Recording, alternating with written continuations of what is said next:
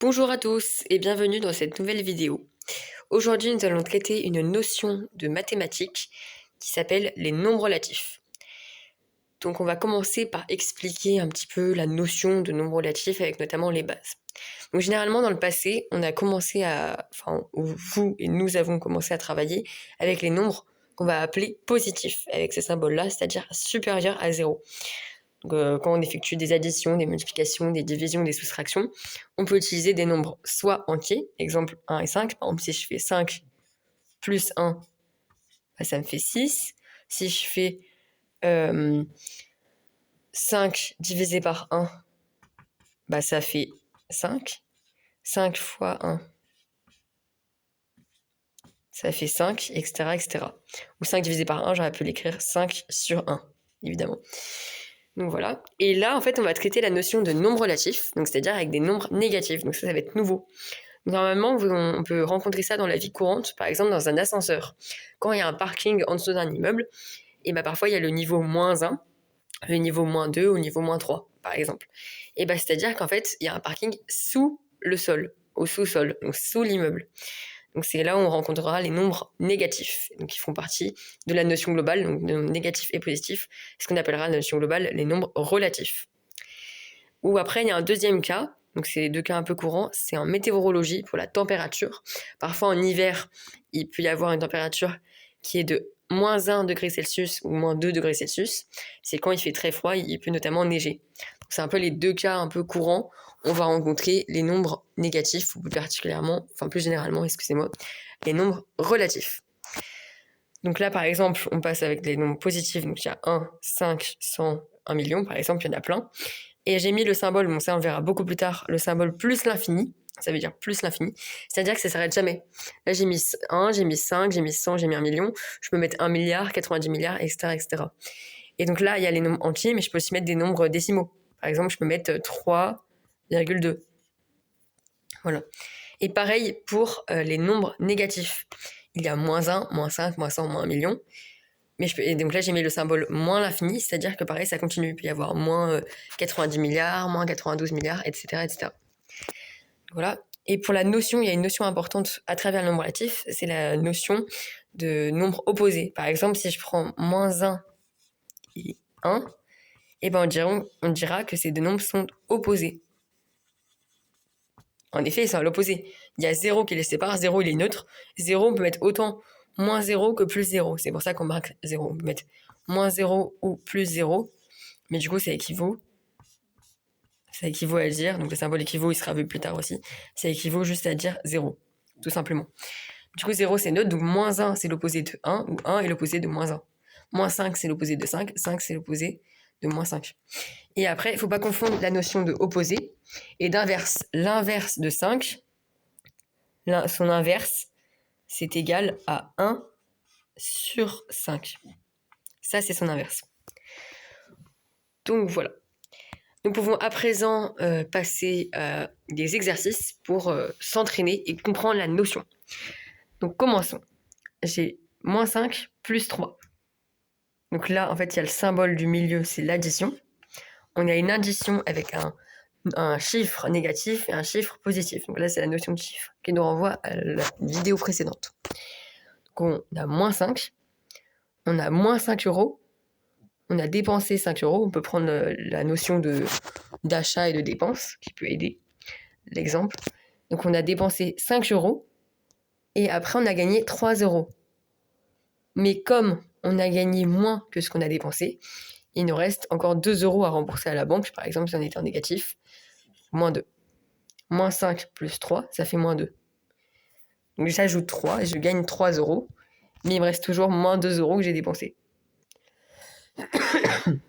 Donc voilà, donc le résultat c'est -2. Ensuite, là, on a une addition basique. 5 plus 3, ça fait 8. J'ai gagné 5 euros et j'ai encore gagné 3 euros, ça fait 8. Là, on rentre dans un calcul un petit peu plus long. Donc là, j'ai gagné 55 euros. J'ai regagné 10 euros, mais j'ai perdu 3 euros. Donc on peut faire déjà 55 plus 10, ça fait 65. J'ai gagné 65 euros, mais j'ai dépensé 3 euros. Du coup, il me reste sur mon compte 62 euros, par exemple. Ensuite, là, pareil, c'est un peu plus complexe au niveau du symbole. On a donc toujours une addition, mais cette fois-ci, il y a un signe moins devant le 5. C'est 3 plus, entre parenthèses, moins 5. Du coup, ça va être équivaut à 3 moins 5. J'ai gagné 3 euros, mais j'ai dépensé 5 euros. Du coup, je serai dans le négatif et j'aurai moins 2 euros. Donc, ça se rapporte au résultat de tout à l'heure. Ensuite, donc là, cette fois-ci, on a inversé. On avait moins 5 plus 3. Et bien là, on a moins 3 plus 5. On a dépensé 3 euros. On est dans le négatif de 3 euros. Et on gagne 5 euros. Du coup, il nous restera sur le compte 2 euros. Du coup, là, moins 2, c'est l'opposé de 2. C'est la notion de tout à l'heure. Où 2, c'est l'opposé de moins 2. Ensuite, 27 moins 27. J'ai gagné 27 euros, mais j'ai tout dépensé. Du coup, il me reste 0. C'est le résultat. Et ensuite, là, j'ai dépensé 27 euros, mais j'ai regagné 27 euros. Je retrouve aussi 0. Donc que je dépense 27 euros puis que j'en gagne, ça me fait 0. Ou que alors, je dépense 27 euros et que j'en gagne, ça fait 0. Et du coup, pardon, là, c'était je gagne 27 euros, mais je dépense 27 euros, ça me fait 0. Ensuite, passons à un calcul plus complexe, donc avec beaucoup plus de valeurs. Et on va voir qu'il y a 2 méthodes. Donc pour calculer, il y a une méthode simple. On fait tous les calculs les uns après les autres. Donc je vais commencer par faire 70 moins 30, ce qui nous fait donc 40. Puis j'ajoute 21, donc ça nous fait 61. Puis je retire 12. Donc je peux retirer 10, puis 2. Donc j'étais à 61. Je retire 10, ça fait 51. Et je retire 2, ça fait 49. Puis j'ajoute 15. Donc 49, on peut faire plus 10, plus 5. Donc 49 plus 10, ça fait 59.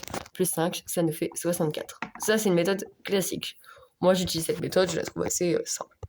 Après, il y a la méthode où on regroupe les termes positifs et les termes négatifs. Donc là, je vais regrouper 70 avec 21 et avec 15, parce que c'est plus 21 plus 15.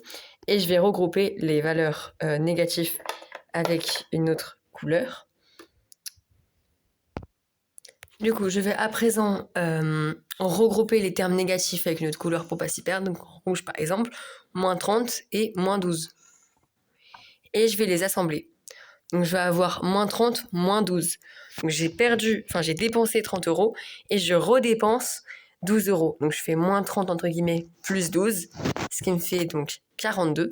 Mais comme c'est une dépense, j'oublie pas le signe moins devant, du coup ça fait moins 42. Et j'ajoute ensuite les valeurs restantes. Du coup, j'ajoute, donc je vais prendre l'autre couleur. Donc j'ajoute les valeurs positives, donc j'avais 70, plus 21, plus 15, ce qui me fait donc moins 42, donc je vais reprendre le rouge, moins 42.